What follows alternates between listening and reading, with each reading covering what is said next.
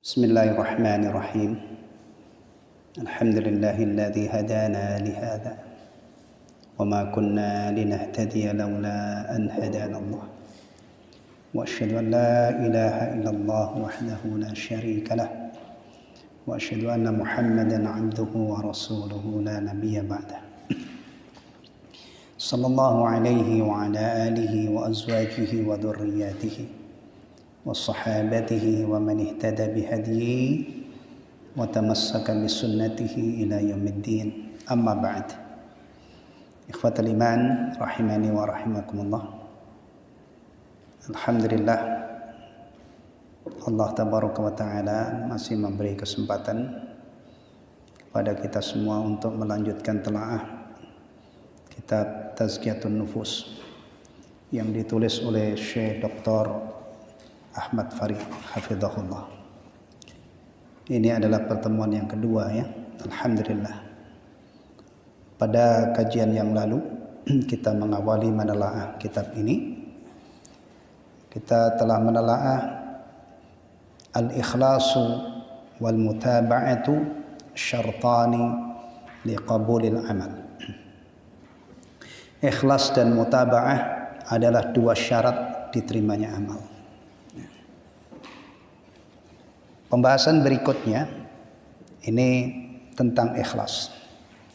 Kalau kemarin itu baru pengantar ya, tentang kedudukan ikhlas dan mutaba'ah sebagai syarat diterima amal. Sekarang kita sudah bicara tentang menelaah tentang al-ikhlas. Baik. Ini gimana nih metodenya? Langsung kita baca terjemahnya atau saya bacakan kitab aslinya? Saya terjemah sesuai dengan yang ada ini. Mungkin nanti kalau ada yang menurut saya tidak pas perlu direvisi terjemahnya. Gimana? Bacain aslinya?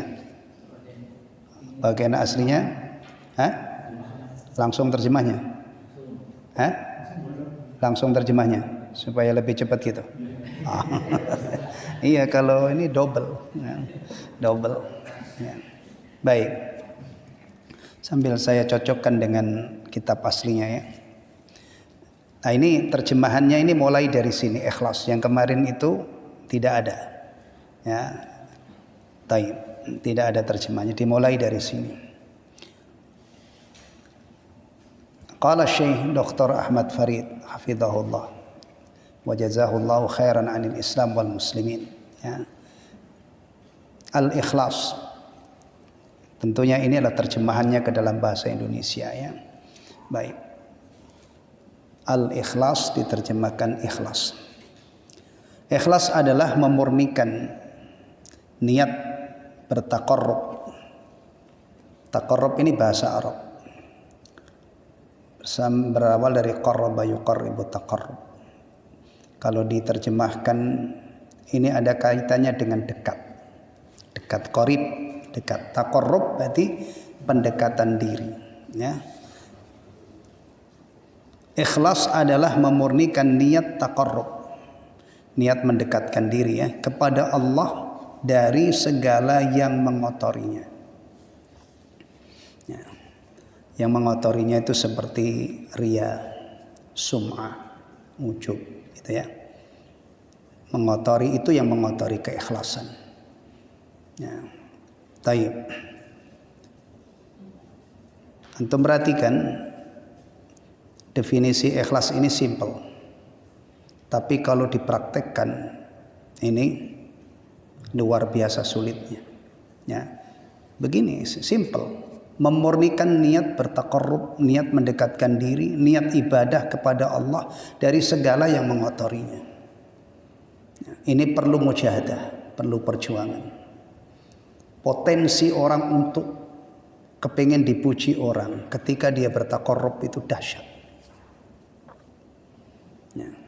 Kalau ibadah qauliyah ya, seperti tilawatul Quran, ya, itu ya potensi untuk didengarkan supaya dipuji orang itu luar biasa. Ya. Nah ini biasanya kalau di tataran orang-orang awam gitu ya. Kita itu biasanya baca Quran, ganjarannya per huruf. Quran nanti akan memberi syafaat kepada orang yang membacanya. Sekian banyak fadail. Tapi ingat, untuk bisa mendapatkan ganjaran per huruf, ya, itu harus ikhlas. Ya. Makanya tidak cukup kita itu hanya memotivasi orang beramal. Bagaimana supaya amalnya diterima itu pasti mengingatkan juga harus ikhlas. Ya. Dan Rasulullah SAW menyatakan bahwa aktsaru munafiki ummati qurra'uhum. Umatku yang paling banyak munafiknya itu justru yang baca Quran. Artinya baca Quran ikhlas itu tidak mudah. Padahal itu cuman ibadah qauliyah. Bagaimana kalau ibadah itu yang misalnya dimodali sekian puluh juta. Sekian. Itu potensi untuk nyari pujian itu besar banget. Potensi untuk riya itu besar banget. Tayyib. Ada juga yang mendefinisikannya dengan mengesahkan Allah dalam segala amal ketaatan. Mengesahkan, jadi murni hanya untuk Allah. Segala macam amal ibadah hanya murni untuk Allah. Murni ini loh di sini nih susahnya. Ya.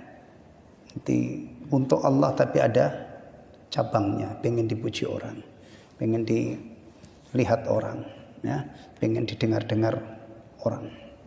Itu potensinya besar banget. Memurnikan, mengesahkan Allah dalam segala ketaatan. Nah, di sini nanti ada syirik. Syirik akbar itu dalam ibadah adalah sarfu nau'in min anwa'il ibadah ila ghairillah. Kalau kita sudah mengakui la ilaha illallah, meyakini la ilaha illallah, maka ini perjuangan kita. Seluruh ibadah itu kita arahkan, kita peruntukkan, kita esakan hanya untuk Allah, bukan untuk selainnya. Nah, kapan terjadinya syirik? Ketika ibadah itu sudah dibelokkan, diperuntukkan kepada selain Allah. Maka ingat, setiap ibadah berpotensi terjadi syirik akbar. Kapan? Ketika diperuntukkan untuk selain Allah. Nih, kadang-kadang ikhwatal iman, orang menganggap syirik itu harus ada berhala yang disembah. Oh, itu mah syirik yang kelewatan banget lah, udah keterlaluan. Lata, Uzza, Manat disembah itu keterlaluan. Tapi masalah syirik itu kalau dikupas tidak mesti harus ada itu. Satu ibadah dibelokkan kepada selain Allah. Nah, itu sudah terjadi syirik. Semua. Ya, yang biasa dibuat contoh oleh para ulama Ahlus Sunnah terutama, ya, yang punya perhatian terhadap, ya, syirik, punya perhatian terhadap tauhid, ya. Misalnya doa. Doa itu ibadah kan? Doa ibadah. Doa adalah ibadah. Bahkan Rasulullah mengatakan ad-du'a mukhul ibadah. Nah, bagaimana doa ini supaya kita tidak salah jalan? Ya, karena doa itu ibadah, maka pastikan ketika kita meminta hal-hal yang hanya Allah yang kuasa mengabulkannya, jangan ada tempat meminta kecuali Allah Subhanahu wa taala. Kapan kita selamat dari penyimpangan dalam hal ini? Ketika kita berdoa mengutip ayat-ayat Al-Qur'an. Doa-doa yang kita kutip dari ayat Al-Qur'an itu pasti menyerunya kepada Allah. Kalau Al-Qur'an lebih banyak menggunakan Rabbana. Rabbana atina fid dunya hasanah. Rabbana hab lana min azwajina wa dhurriyyatina qurrata a'yun. Rabbana ighfir lana, ya. Rabbi ighfirli wa liwalidayya, ya. Rabbi ij'alni muqimas shalah, dan seterusnya. Atau kita mengutip doa-doa yang diajarkan oleh Rasulullah yang lebih banyak Allahumma hdini fiman hadait wa afini fiman afait. Allahumma inna nas'alukal jannata wa na'udzubika minan nar. Allahumma iftah li abwaaba rahmatik. Ya kan? Allahumma inni as'aluka min fadlik nanti kalau keluar dari masjid. Allahumma inni a'udzubika minal khubuthi wal khaba'ith. Doa mau masuk WC. Allahumma.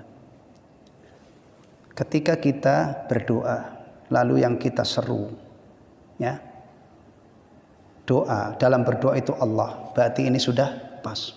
Pas kan? Yang kalau diterjemah ke dalam bahasa Indonesia, ya, orang yang tidak tahu ayat Al-Quran, orang yang tidak bisa mengutip ayat Al-Quran sebagai doa, orang yang tidak bisa berdoa sesuai dengan yang diajarkan oleh Nabi, bukan berarti jalan doa buntu. Dia bisa berdoa dengan bahasa yang dia kuasai, dengan bahasa Jawa, bahasa Indonesia, tapi tetap mintanya.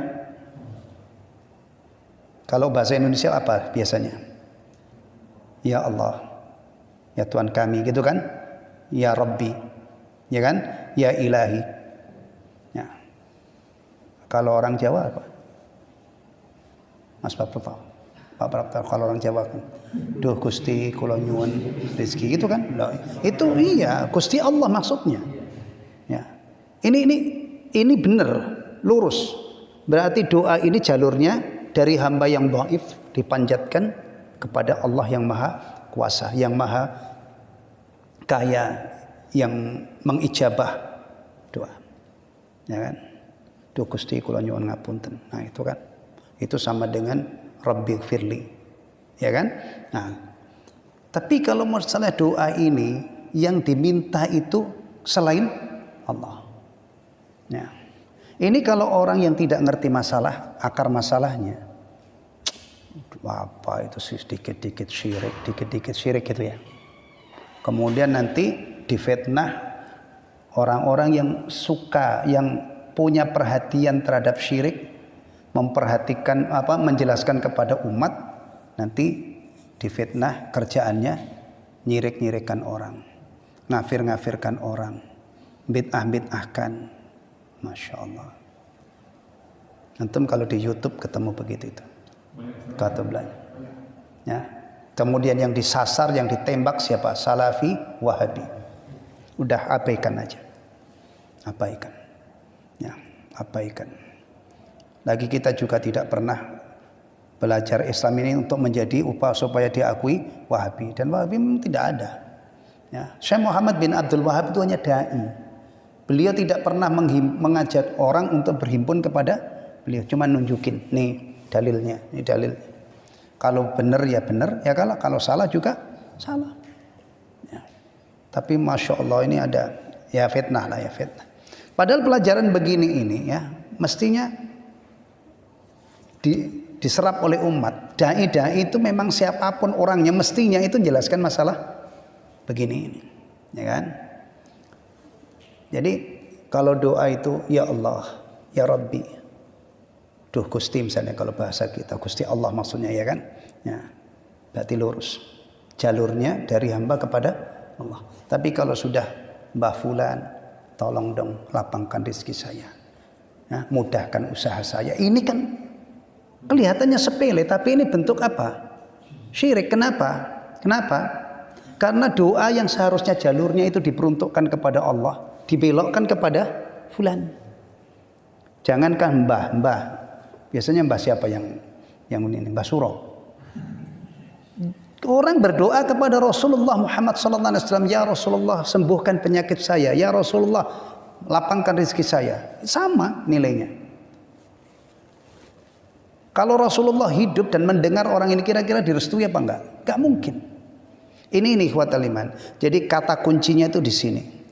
Orang yang sudah meyakini la ilaha illallah nih, ya, mengesahkan Allah dalam segala amal ketaatannya. Ketika dibelokkan kepada Allah, ini namanya sudah wuqu' fi syirkil akbar.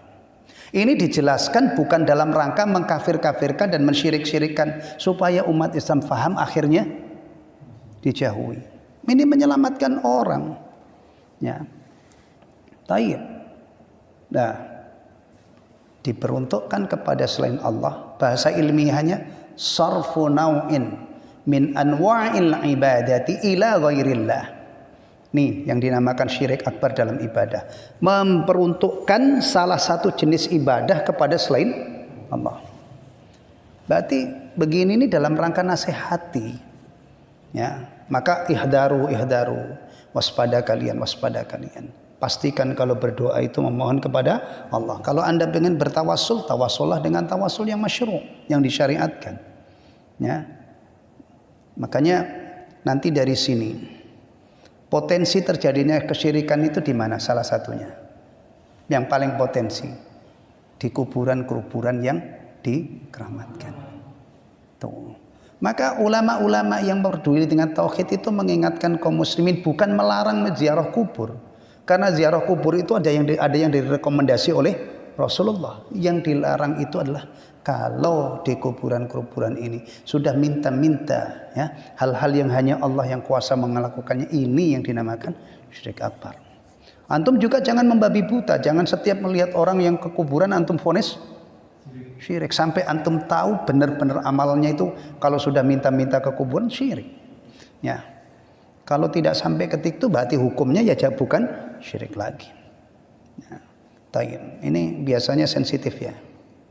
Kalau ada yang ngorek-ngorek begini ini biasanya dianggap agama baru, dianggap merusak tatanan. Padahal ya, ini bukan agama baru. Begini-begini ini memang beragamanya umat Islam dari masa ke masa. Ya.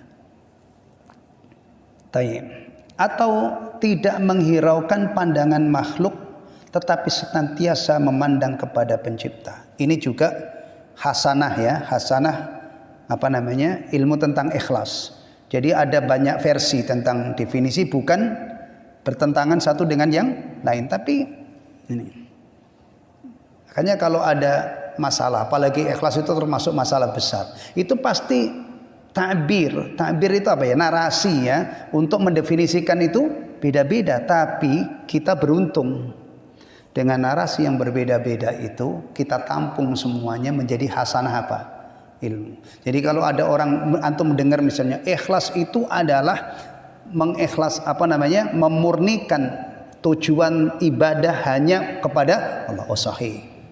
Ada lagi yang mengatakan tadi mengesahkan Allah dalam segala amalnya, mentauhidkan Allah, berarti seluruh amalannya itu hanya fokus ditujukan kepada Allah, itu juga sahih. Ada yang punya orang yang ikhlas itu dia tidak peduli pandangan manusia, mau muji mau nyela nggak urusan, fokusnya hanya kepada Allah. Maka di antara penjelasan ikhlas itu, indikasi ikhlas dicela atau dipuji stabil. Jujur aja kita itu mengondisikan diri kita sampai ke level ini. Dicela atau dipuji stabil, nggak ngefek, nggak ngaruh. Jujur aja. Kalau level-level kita itu bisa nggak? Sudah sampai apa belum ke level ini? Makanya dari pengalaman saya ikut dikit-dikit ikut ngajar gitu ya. Saya bukan siapa-siapa. Ya. Itu ternyata kalau saya introspeksi ilmu yang setiap saya baca, setiap saya pelajari. Itu istilahnya ilmunya masih di langit, saya masih di bumi, bahkan belum cukup dalam sumur. Itu tazkiyatun nufus. Iya, kalau antum misalnya belajar misalnya wudu ya, wudu kan bisa langsung antum basuh muka, tangan sampai siku ya kan? Kita bisa langsung upayakan untuk diterapkan. Tapi kalau ini ikhlas, masalah hati ini. Ya. Semakin kita banyak berkoar ikhlas itu malah semakin apa? Semakin berkurang kadar keikhlasannya. Masya Allah. Ya. Nih, tidak menghiraukan pandangan makhluk, tapi senantiasa memandang kepada Rabb. Ya. Berarti tidak instan ya. Tidak instan. Ilmu itu terkait satu dengan yang lain. Ikhlas itu buah makrifat kepada Allah, buah iman kepada Allah. Ya.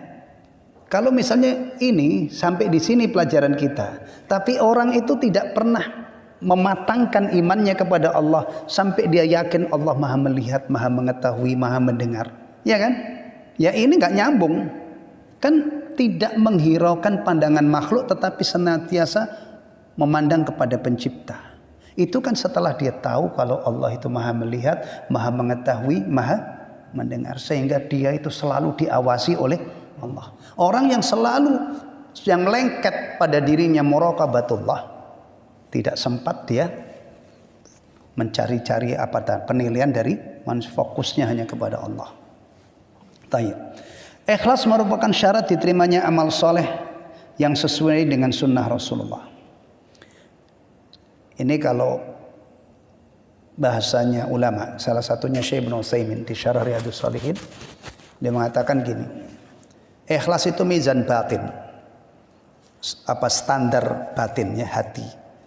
Mengikuti sunnah itu adalah ittiba'ur rasul, itu standar dohir, mizan dohir. Jadi amal diterima itu ketika terpenuhi dua ukuran ini standar. Standar dohirnya pelaksanaan amal mengikuti sunnah Nabi, kemudian mizan batinnya, standar batinnya itu adalah ikhlas. Nah, tayyib. Allah sendiri memerintahkan kita untuk ikhlas melalui firman-Nya. Wa ma umiru illa liya'budullaha mukhlishina lahuddin. Padahal mereka hanya diperintah menyembah Allah dengan ikhlas, menaatinya semata-mata karena menjalankan agama. Ya. Jadi ini ya, setiap kita melakukan amal soleh, amal soleh itu banyak. Ya, anwa'ul ibadah itu kalau dirinci ada ibadah qauliyah. Ibadah qauliyah ya dzikir, baca Quran, berselawat dan seterusnya. Ibadah yang bentuknya itu ucapan. Ada ibadah maliyah yang modalnya itu adalah harta antum, sedekah, bayar zakat. Ya. Ada ibadah badaniyah, fisik. Salat kita harus berdiri, ruku, sujud, ya, dan seterusnya. Apalagi ada ibadah qauliyah, ada ibadah badaniyah atau fi'liyah, ada ibadah maliyah, ibadah qalbiyah hati. Ya. Itu semua aneka macam ragam ibadah itu berarti terkait dengan apa? Ikhlas. Ya, ikhlas. Baik, Abu Umamah berkata, seseorang datang kepada Rasulullah lalu bertanya, katakanlah kepadaku tentang seseorang yang berperang. Aslinya begini redaksinya ya. Ja'a rajulun ila Rasulillah sallallahu alaihi wasallam. Ada seseorang datang menemui Rasulullah sallallahu alaihi wasallam. Faqala, lalu dia bertanya. Tapi kalau dilihat konteksnya, dia bertanya ya, kalau dilihat konteksnya. Qala itu maknanya bisa berkata, ya kan?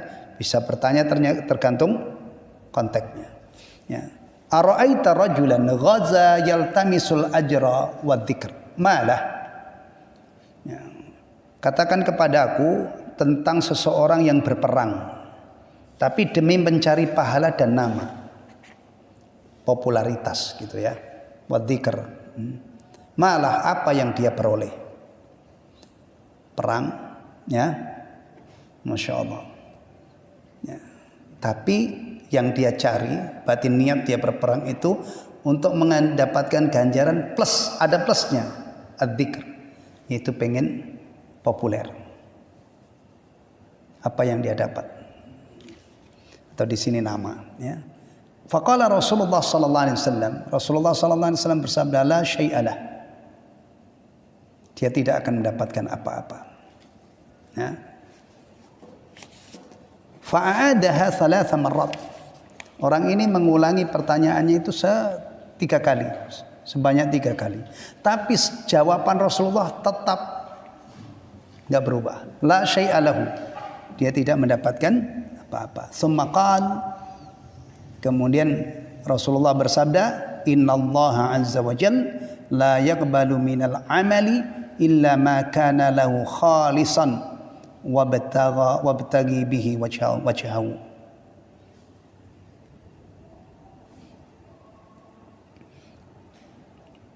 Sesungguh Allah Azza wa Jalla tidak menerima amalan selain yang ikhlas untuknya dan dilakukan demi mencari wajahnya semata. Ya. Padahal Masya Allah ya, amal berperang, kalau disebut berperang itu berarti lawannya pasti orang kafir. Kalau muslim sama muslim berperang nggak ada untungnya sama sekali. Ya. Itu aslinya, ganjarannya itu luar biasa besar. Masya Allah. Ya, fadilah jihad itu. Ya. Dan jihad itu sekarang pintunya tertutup. Ya. Kecuali jihad abal-abal. Kayak tadi pagi ya katanya di Makassar ya. Di Sulawesi ada apa namanya? Bom bunuh diri. Kalau itu mengatasnamakan jihad, kesian amat gitu. Orang sekarang aja masalah qada'ul hajah, orang sudah banyak ada pencerahan, sudah ngerti bagaimana qada'ul hajah menurut adab qada'ul hajah ya, etika buang air, ya kan sekarang kan sudah banyak, masya Allah. Tapi kalau masih ada orang mengorbankan nyawa misalnya ya kan, pasang bom di badan kemudian diledakkan di depan gereja, kalau masih menganggap itu jihad, itu kelewatan banget, kesian amat gitu loh. Mestinya itu urusan jihad ya dikit-dikit sudah paham lah bahwa perbuatan seperti itu tidak mungkin dikatakan jihad ya. Iya. Tapi memang masih ada yang memasarkan jihad ini gelap-gelap gitu ya. Jadi mungkin ada orang saudara-saudara kita yang ya keliru pemahamannya gitu. Ya, aslinya jihad itu masya Allah memang menggiurkan. Kalau ditelusuri dalil-dalil Al-Quran, apalagi dalil-dalil dari Nabi SAW, luar biasa. Ya. Tapi kalau tidak ikhlas dapat apa? Nah, yang ikhlas itu apa sih? Berperang li'ila'i kalimatillah. Tujuannya itu semata-mata murni untuk menegakkan agama Allah, meninggikan agama Allah. Ya. Sampai jihad ikhwatal iman ya, yang mengorbankan nyawa itu potensi untuk tidak ikhlas itu juga besar. Jihad itu kira-kira potensi yang ada di sana itu nyari apa? Kalau orang masuk ke kancah jihad itu nyari sebutan apa? Nyari pujian apa? Apa? Jihad itu kan mengadu keberanian ya. Jadi kalau ada orang masuk ke kancah perang itu potensi yang dia cari adalah pujian bahwa dia hebat, jagoan, pemberani. Kalau dalam sedekah potensi kemungkinan pujian yang ingin dia cari dari orang-orang yang melihat, bahkan memang dia kalau orang itu kalau sedekah tujuannya kepengen dilihat orang, itu juga memang dia tunjukkan supaya dilihat orang kan. Apa yang dicari? Apa itu pujian? Apa pujian? Apa kedermawanan ya. Kalau ibadah qauliyah tadi, baca Quran misalnya dibagus-baguskan suaranya, bukan untuk memberi hak Al-Quran. Karena Rasulullah memang menganjurkan Quran itu dibaca dengan suara yang bagus. Tapi orang ini bacanya tujuannya bukan itu.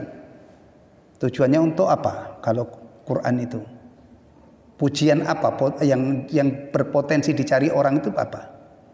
Wow, dia hebat, bacaannya bagus gitu kan. Jadi beda-beda. Kalau mencari pujian untuk keberanian itu di medan laga tempatnya, ya kan? Untuk mencari pujian bahwa dia dermawan, ya dia harus gelontorkan sebagian hartanya. Nggak mungkin orang pelit itu disebut dermawan kan? Jadi dia sudah berinfak baru dapat sebutan dermawan. Demikian juga pengecut tidak mungkin dapat apa? Sebutan pemberani. Berarti dia sudah benar-benar harus ada di medan perang. Dan itu disebutkan oleh Rasulullah. Orang yang pertama kali akan dinyalakan neraka dan untuknya itu adalah orang yang mati di medan jihad. Medannya sudah benar, dia sudah masuk ke situ. Bukan hanya menghayal gitu. Mati tapi sayang. Tujuannya bukan liyuqal ya annahu jari atau annaka jari, untuk mendapatkan pengakuan bahwa kamu pemberani. Yang satu lagi ini dikasih rizki oleh Allah, melimpah rizkinya, dermawannya luar biasa. Bahkan disebutkan dalam hadis riya itu semua jalan-jalan kebaikan dia sudah investasi di situ. Sayang 1000 kali sayang ya. Dia melakukan itu, ternyata niatnya itu merecehan banget, murah banget. Liyuqalu annahu sakhi, untuk diakui, dipuji-puji bahwa dia dermawan ya. Hadis begini ini juga harus disampaikan kepada umat.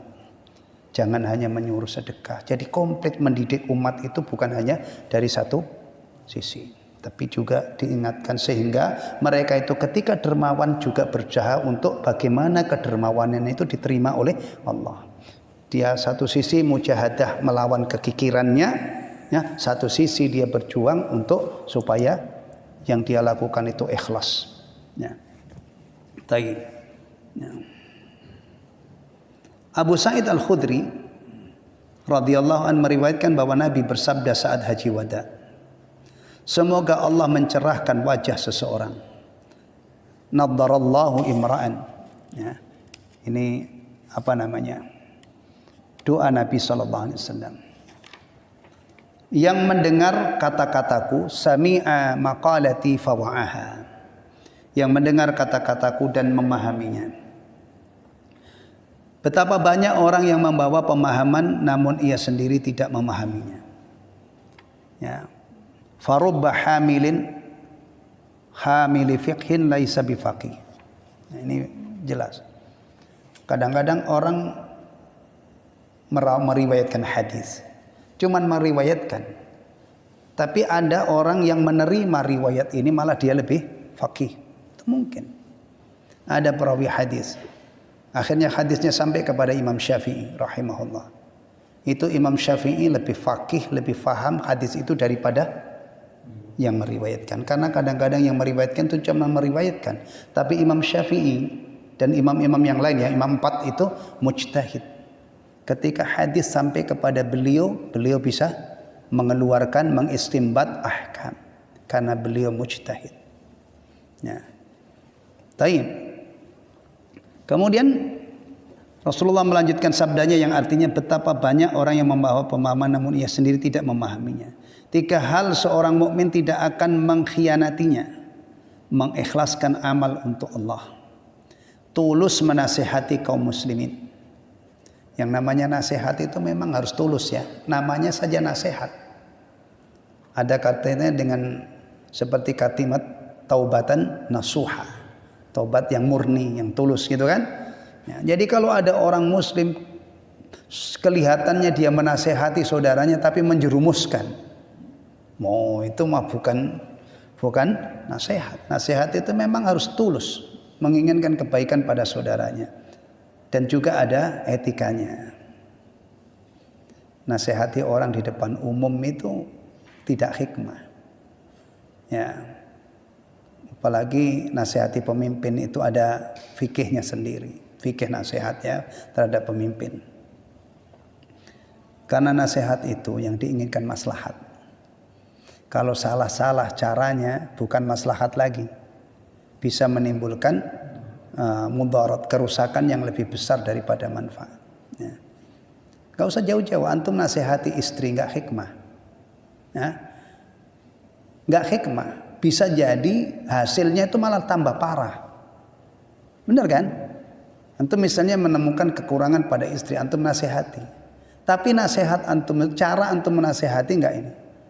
Bukannya tambah baik, yang antum harapkan dia memperbaiki kekurangannya, tapi kadang-kadang kan dengan cara yang tidak baik malah tak minta cerai.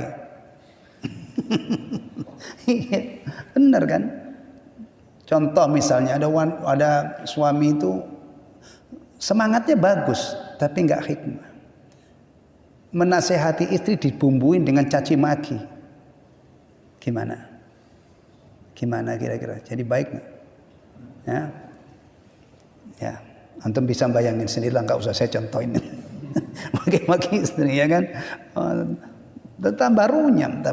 Jadi nasihat itu memang berawal dari niat yang tulus, ikhlas, ingin menginginkan kebaikan. Nah, taib. Dan tetap bersama jamaah. Ya, tetap bersama jamaah, tidak keluar dari jamaah. Taib. Artinya hati menjadi baik dengan hal tersebut. Siapa menyandang ketiganya sebagai akhlak, hatinya akan bersih dari pengkhianatan, kerusakan dan keburukan. Ya. Ketiganya sebagai akhlak. Kalau sebagai akhlak itu berarti menjadi sifat permanen, kokoh. Ya. Kalau baru sesekali itu belum, baru belajar namanya. Kalau dikatakan akhlak itu berarti sifat itu sudah apa? Sudah permanen.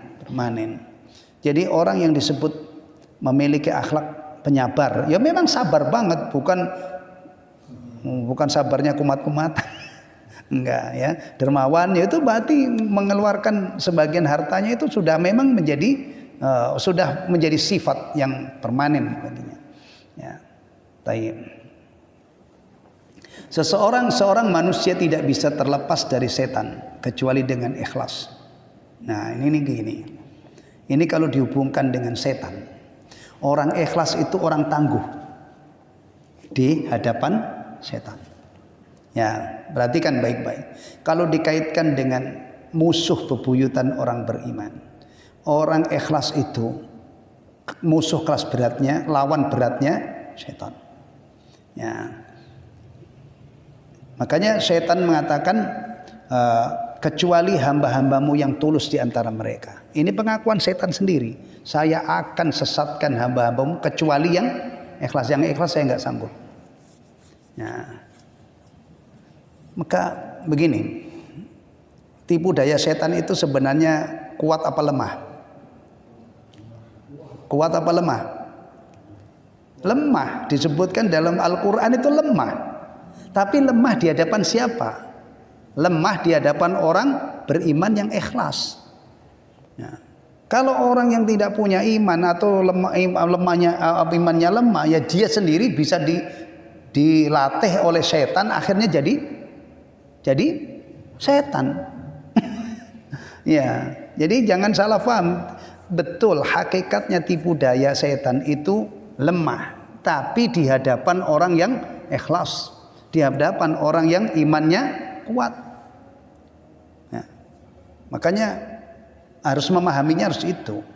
Jangan antum kebantah dengan realita. Pak, katanya setan itu tipu dayanya lemah, tapi kok banyak orang yang ngikutin. Loh, apa? Ya iyalah, orang yang mengikuti itu banyak karena memang orang umumnya itu tidak peduli dengan imannya, tidak peduli dengan agamanya. Coba dia belajar.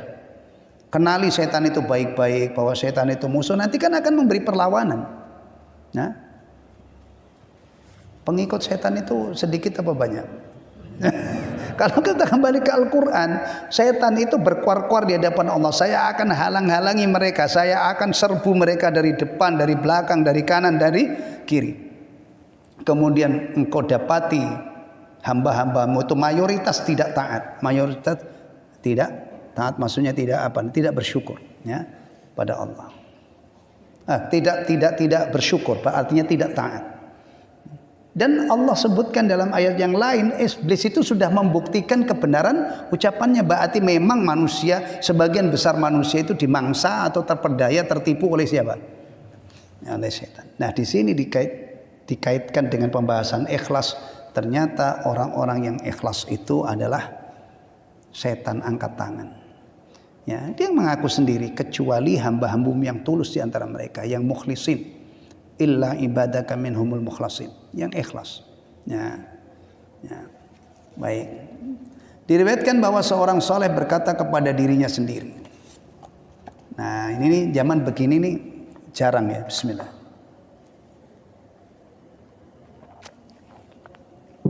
Sekali tempo kita itu menasihati diri sendiri. Sekali tempo kita itu menghajar diri kita sendiri. Menghajar nafsu misalnya sampai bisa takluk lah. Jangan kita ini diperbudak oleh nafsu. Ya.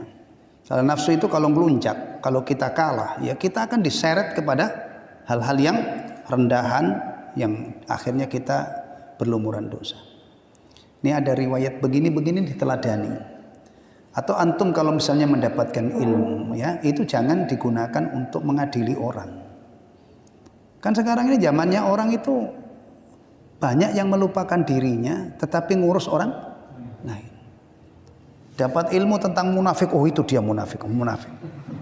Loh, mestinya ya kita periksa dulu, ya Allah, ini sifat orang munafik ini ada enggak pada saya?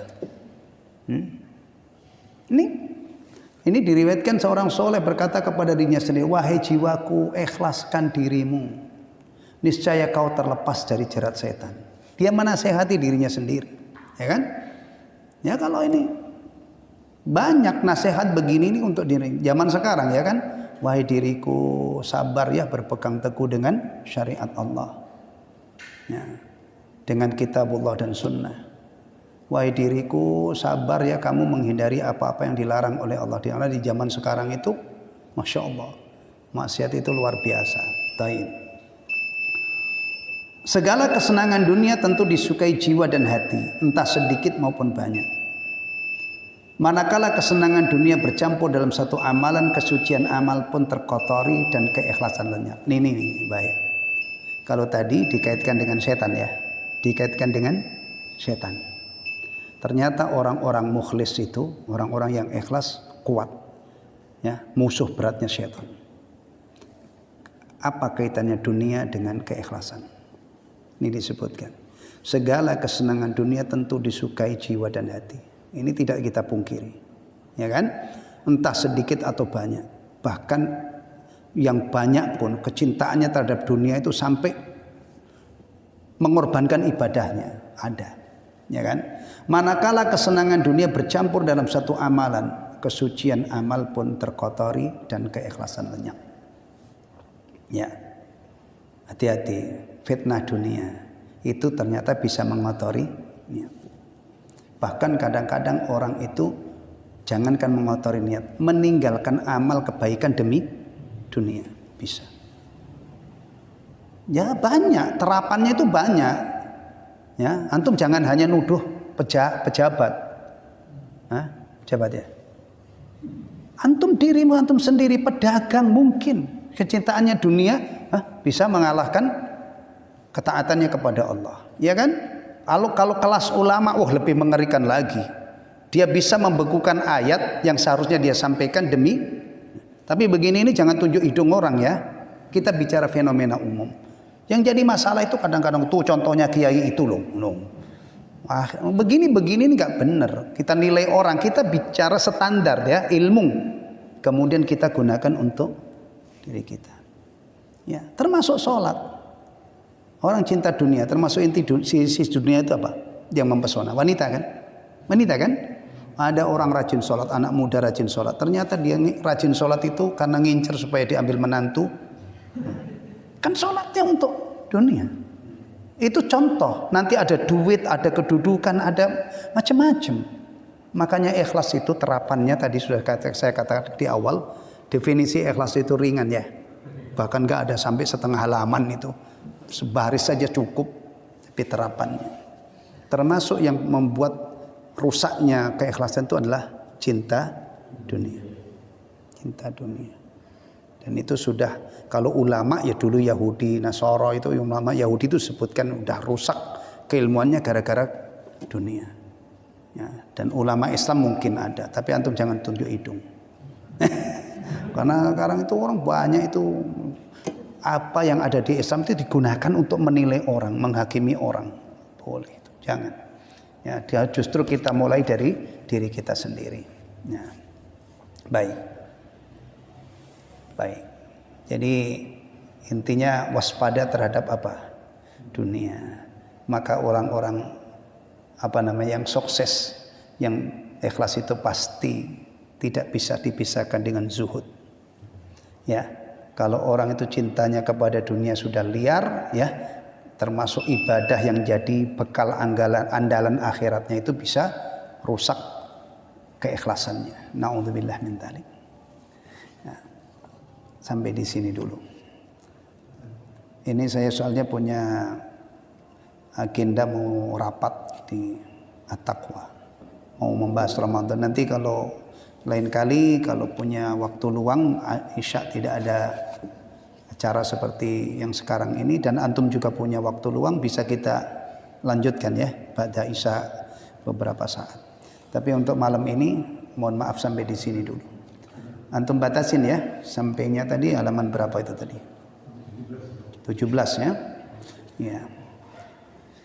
Alhamdulillahilladzi bi ni'matihi tatimmus shalihat. Subhanakallahumma wa bihamdika asyhadu an la ilaha illa anta astaghfiruka wa atubu ilaik. Wassalamualaikum warahmatullahi wabarakatuh.